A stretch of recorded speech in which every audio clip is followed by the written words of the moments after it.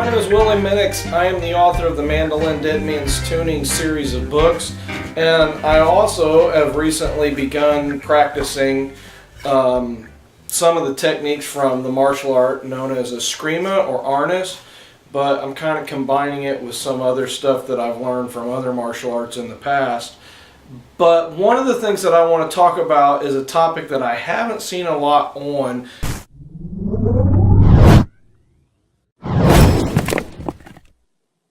I am an expert in music, and I have been a music teacher for over 20 years.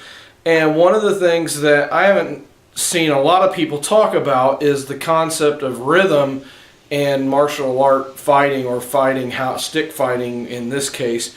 I've seen some videos on it, but the people that talk about it, they don't apply any kind of it doesn't seem like there's a real scientific method to the way that they approach rhythm, and there are people that seem like they're trying to figure out some sort of a systematic approach to rhythm. However, there's already a systematic approach that exists in the world, and it's sheet music notation. So today I want to talk about that a little bit, and how sheet music and drum sheet music in particular can apply to martial arts. Okay, so one of the first things that drummers learn to do is how to hold their sticks. Well, that's kind of like how people who are escrimadores, or people that practice two-stick fighting, or even double sword fighters, learn to hold their sticks or their swords first. The other thing too is you learn how to do things like left, right, left, right, and you learn different drumming combos, and so you'll see things like that. In fact, I'm going to bring a drum over so that you can kind of get an idea. Okay, so what I have with me today is a djembe. You can't quite see the whole thing, but that's what it looks like. But you get to see the top part, and that's what's important. Now, you wouldn't normally play a djembe with sticks, but you can, and the sound that you hear is actually going to help, I think, learn the techniques.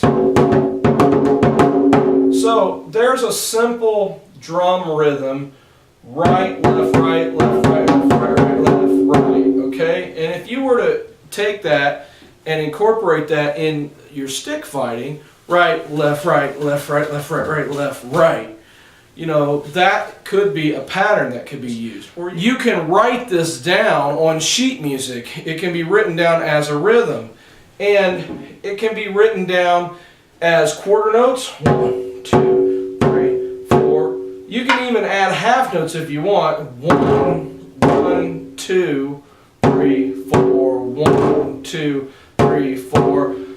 Or if you're going at a slower pace, a whole note. 1, 2, 3, 4. 1, 2, 3, 4. So let's say you're working with little kids. 1, 2, 3, 4. 1, 2, 3, 4. 1, 2, and then as they progress, 1, 2, 3, 4. 1, 2, 3, 4. This is the Heaven 6 combo, or part of it anyway, that I'm doing. And then as you progress and you get better, then it's 1, 2, 3, 4. 1, 2, 3, 4. 1, 2, 3, 4. Now, let's say you're in a combat situation. I talk about this in one of my other videos, but as you add tuplets into the way that you play, or into the way that you fight, all of a sudden it changes the dynamic. So if it's 1, 2, 3 triplet, 4, 2, you know, and you're changing up your beat. 1, 2, 3 triplet, 1, 2, 3 triplet. But the one thing that I found is that I've heard martial artists talk about breaking the rhythm, and you don't really necessarily want to break the rhythm, because when you break your rhythm, all of a sudden it confuses you. And I've noticed this as a music teacher time and time again. When somebody's rhythm gets off, it screws them all up, and they know something is wrong. So I don't think breaking the rhythm is necessarily the best term for this, or necessarily the best way to do this. I think speeding up or slowing down your rhythm is a much more effective technique, and there are many ways to do that. depending on your time signature, and that's another thing that I think would be well worth a martial artist's time studying. A time signature could be how many beats you have per measure. So 4/4 time would be like a 4-count Sinawali. 1, 2, 3, 4. 1, 2, 3, 4. 3/4 time would be a Sinawali. Perhaps Heaven 6 slowed down could be a 3/4 time where it's 1, 2, 3, 1, 2, 3, 1, 2, 3, 1, 2, 3. But then you get into more complicated timing signatures, like say 6/8 time, where it's 1 and 2 and 3 and 4 and 5 and 6 and 1 and 2 and 3 and 4 and 5 and 6 and 1 and 2 and 3 and 4 and 5 and 6. Or perhaps you get into something like 9/8 time, where it's 1, 2, 3, 4, 5, 6, 7, 8, 9, 9.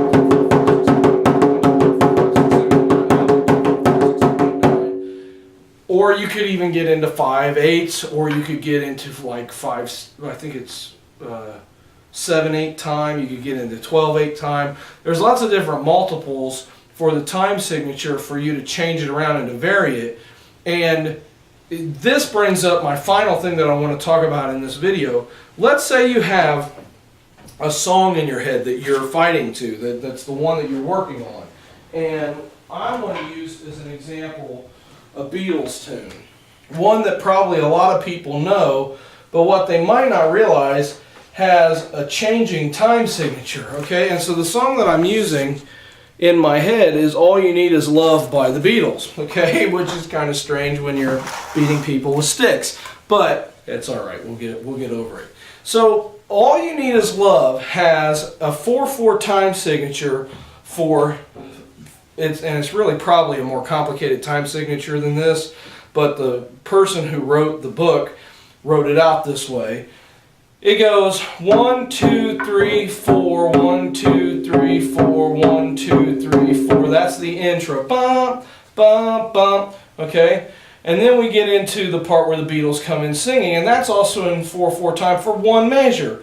Love, love, 1, 2, 3 on that last love. So it's 1, 2, 3, 4, 1, 2, 3, 1, 2, 3, 4, 1, 2, 3, 1, 2, 3, 4, 1, 2, 3, 4, 1, 2, 3, 4, 1, 2, 3, 1, 2, 3, 4.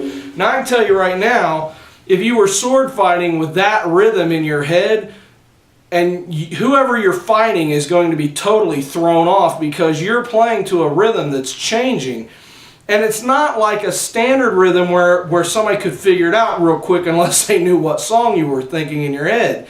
So this one goes 1, 2, 3, well, 1, 2, 3, 4, 1, 2, 3, 4, 1, 2, 3, 4, 1, 2, 3, 4, 1, 2, 3, 4, 1, 2, 3, and then it's 1, 2, 3, 4, 1, 2, 3. So there's no pattern there. And then 1, 2, 3, 4, 1, 2, 3, 4, 1, 2, 3, 4, 1, 2, 3.